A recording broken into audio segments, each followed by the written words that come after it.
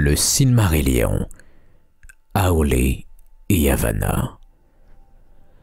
On raconte qu'au commencement, les nains furent créés par Aloé pendant la nuit des terres du milieu. Aloé désirait si fort la venue des enfants pour avoir des apprentis auxquels il pourrait enseigner son savoir et ses talents, qu'il ne voulut pas attendre l'accomplissement des plans d'Ilúvatar. Et il créa les nains, tels qu'ils sont encore aujourd'hui, car l'apparence des enfants à venir n'était pas claire à son esprit, et la terre était encore au pouvoir de Melkor. Il souhaitait donc qu'ils fussent robustes et résistants. De crainte que les autres Valar ne blâmassent son œuvre, il travailla en secret, et c'est dans une caverne sous les montagnes des terres du milieu qu'il donna vie aux 7 pères des nains. Ilúvatar apprit ce qui avait été fait, et dès l'instant qu'Aloé eut achevé son œuvre et qu'il eut commencé à instruire les nains dans le langage qu'il avait inventé pour eux, Ilúvatar s'adressa à lui. Aloé entendit sa voix et resta silencieux. Et la voix d'Ilúvatar lui disait « Pourquoi as-tu fait cela? Pourquoi tenter de faire ce qui, tu le sais, surpasse ton pouvoir et ton autorité? Car de moi, tu as reçu le don de l'existence, pour toi seul et rien de plus. Par conséquent, les êtres créés de ta main et de ton esprit ne peuvent vivre que de ta seule existence. Bouger lorsque tu penses à les faire bouger. Rester comme mort lorsque ta pensée est ailleurs. Est-ce là ton désir? » Et Aolé répondit « Je n'ai pas voulu ce pouvoir. J'ai recherché des êtres différents de moi, afin de les aimer et de les enseigner, qu'ils puissent eux aussi percevoir la beauté de Ea, dont tu es l'origine. Car il me semblait qu'il y avait sur Ea tant de place et que de nombreuses créatures pourraient s'y plaire, alors que, pour la plus grande part, elle est encore vide et silencieuse. Et mon impatience m'a conduit à la déraison. Pourtant, le désir de créer m'a été donné par toi qui m'as créé, et l'enfant ignorant qui se fait un jeu des exploits de son père ne croit pas se moquer, mais pense qu'il est le fils de son père. Et que faire maintenant que je n'encours pas ta colère jamais? Comme un enfant à son père, je t'offre ces créatures, l'œuvre des mains que toi-même as créées. Fais d'elles ce que tu veux. Ou dois-je plutôt détruire le fruit de mon orgueil? » Alors, Aloé s'empara d'un grand marteau pour écraser les nains, et ses larmes coulaient.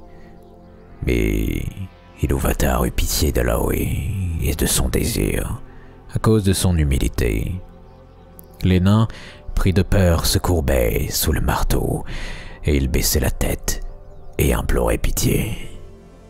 Alors la voix d'Ilúvatar dit à Aloé: « J'accepte ton offre, comme tu me l'as faite. Ne vois-tu pas que ces êtres ont désormais une vie indépendante et qu'ils parlent de leur propre voix? Sinon, ils n'auraient pas reculé devant tes coups, ni devant ta volonté. » Alors, il jeta son marteau et se réjouit, et il rendit grâce à Ilúvatar en disant « Qu'Eru bénisse mon œuvre et l'améliore. » Ilúvatar parla encore et dit « De même que j'ai donné l'être aux pensées des Ainur au commencement du monde, de même j'ai accepté ton désir et lui ai fait place. Mais en aucune façon je ne corrigerai ton œuvre, elle restera telle que tu l'as faite. Ce que je ne veux pas, c'est que ces êtres apparaissent avant les premiers-nés de mes enfants et que ton impatience soit récompensée. Ils vont dormir maintenant dans la nuit, sous la robe, et ne se lèveront pas avant que les premiers-nés ne soient venus sur terre. Ils attendront, et toi aussi, tout ce temps, si long qu'il paraisse. Quand le moment sera venu, je les éveillerai, et ce seront comme tes enfants, et souvent il y aura bataille entre les tiens et les miens, et les enfants de mon choix et ceux que j'avais adoptés. Alors Aloé prit les 7 pères des nains, les fit reposer dans des lieux éloignés, puis retourna à Valinor pour attendre de très longues années. Comme les nains devaient naître à l'époque où Melkor faisait peser son joug, Aloé leur avait donné une grande endurance. Ils sont donc durs comme le roc, obstinés, prompts à l'amitié comme à l'hostilité, et ils résistent mieux à la peine, à la faim et à la souffrance que tous les êtres parlants. Et ils vivent longtemps, plus longtemps que les humains, sans atteindre la vie éternelle. On croyait autrefois chez les elfes que les nains retournaient après leur mort à la terre et aux roches dont ils sont venus. Mais eux-mêmes ne le croient pas. Ils disent qu'Aolé, le constructeur, qu'ils appellent Mahal, prend soin d'eux et les rassemble chez Mandos, dans les cavernes séparées des autres, et que jadis, il avait annoncé à leur père qu'à la fin des temps, Ilúvatar les bénirait et leur ferait place parmi ses enfants. Alors, ils auraient à servir Aloé pour l'aider à reconstruire Arda après la dernière bataille. Ils disent aussi que les 7 pères des nains reviendront vivre parmi leurs semblables et retrouveront leurs anciens noms. De ceux-là, Durin fut le plus célèbre dans les temps qui suivirent, celui qui engendra les nains les mieux disposés entre les elfes, ceux de Khazad-dûm. Quand Aloé travaillait à créer les nains, il se cachait des autres Valar, mais, en fin de compte, il se confia à Yavanna et lui dit ce qui en était. Alors Yavanna lui parla. « Eru est miséricordieux. Maintenant, je vois que ton cœur est en fête, et il en a le droit, car tu n'as pas obtenu que ton pardon, mais aussi une récompense. Mais comme tu m'as caché tes pensées jusqu'à l'achèvement de ton œuvre, tes enfants n'auront guère d'amour pour ce qui vient de moi. Ils aimeront d'abord ce qu'ils auront fait de leurs mains, comme leur père. Ils creuseront les entrailles de la terre sans prendre garde à ce qui pousse et qui vit à sa surface. Nombreux seront les arbres entamés par leur fer impitoyable. » Aolé lui répondit, « Ce sera vrai aussi des enfants d'Ilúvatar, car ils mangeront et ils construiront. Et quelque valeur qu'est ton domaine, fût-elle éternelle, et même si les enfants ne devaient jamais exister, c'est à eux, pourtant, qu'Eru donnera la domination de la terre. Et ils utiliseront tout ce qu'ils trouveront sur Arda, non sans respect ni reconnaissance, d'ailleurs, grâce à Eru. À moins que Melkor n'assombrisse leur cœur, dit Yavanna, et loin d'être en paix, son cœur était troublé, blessé par la crainte de ce qui pourrait arriver dans l'avenir sur les terres du milieu. Alors elle se rendit devant Manwë et lui parla, mais sans trahir le secret d'Aloé. « Est-il vrai, roi de la terre, comme Aolé me l'a dit, que les enfants à venir auront la maîtrise sur toutes les choses que j'ai créées, pour en faire ce qu'ils en veulent ?»« Cela est vrai, dit Manwë. Mais pourquoi demandes-tu cela?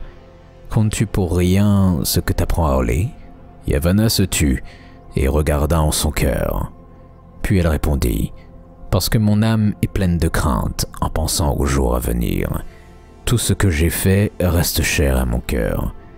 N'est-ce pas assez que Melkor en ait déjà tant détruit? Rien de ce que j'ai inventé ne restera donc à l'abri du pouvoir des autres. Si tu le pouvais, que préserverais-tu » demanda Manwë. « De tout ton royaume, qu'est-ce qui est le plus cher à ton cœur?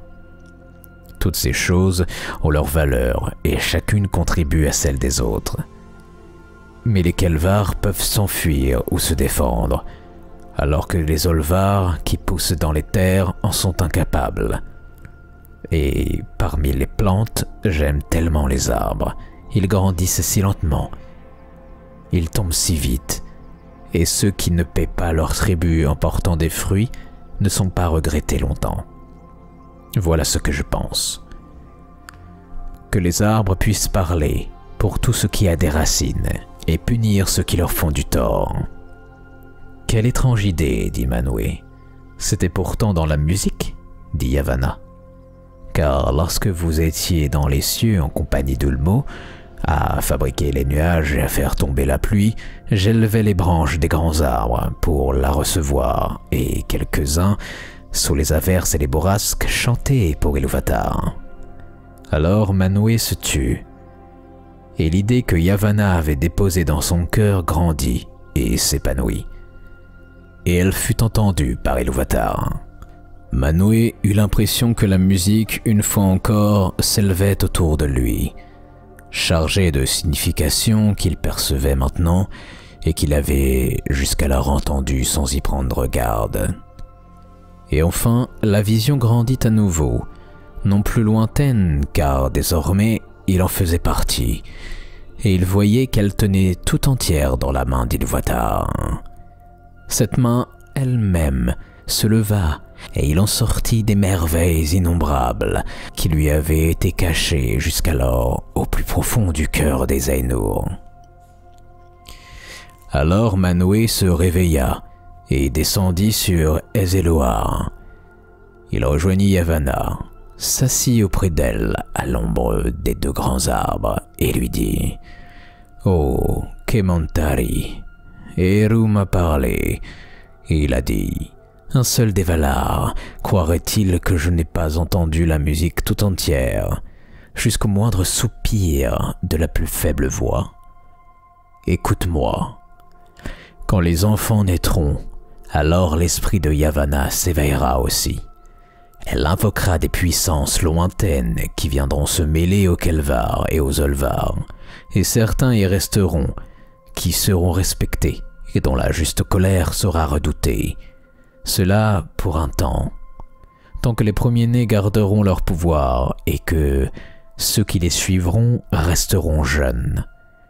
Mais ne te souviens-tu pas, Kemontari, qu'à ton esprit un autre chant parfois s'en mêlait? Que ton esprit et le mien se rejoignaient et s'envolaient ensemble comme de grands oiseaux qui s'élançaient au-dessus des nuages? Cela aussi reviendra, au gré d'Iluvatar. Et avant l'éveil des enfants, les aigles des seigneurs de l'Ouest s'élèveront à nouveau comme le vent. Yavanna fut heureuse. Elle se leva et dressa les bras vers le ciel en disant « Que les arbres de Kemontari poussent si haut qu'ils puissent être la demeure des aigles du roi. » Manwë aussi se leva, et il parla d'une telle hauteur que sa voix descendit sur Yavanna, comme venue d'un ouragan. « Non, dit-il, seuls les arbres d'Aloë seront si hauts. Les aigles vivront dans les montagnes, où ils entendront les voix de ceux qui nous invoquent. Et il y aura des gardes dans les forêts pour s'occuper des arbres. » À ce moment, Manwë et Yavanna se quittèrent, et elle alla retrouver Aolë, qui était dans sa forge et qui coulait du métal en fusion dans un moule. « Eru est généreux, » s'écria-t-elle, « que ses enfants prennent garde désormais, car les forêts seront parcourues par des esprits dont il sera dangereux de provoquer la colère. Pourtant, dit Aolë, ils auront besoin de bois. » Et il continua de couler le métal.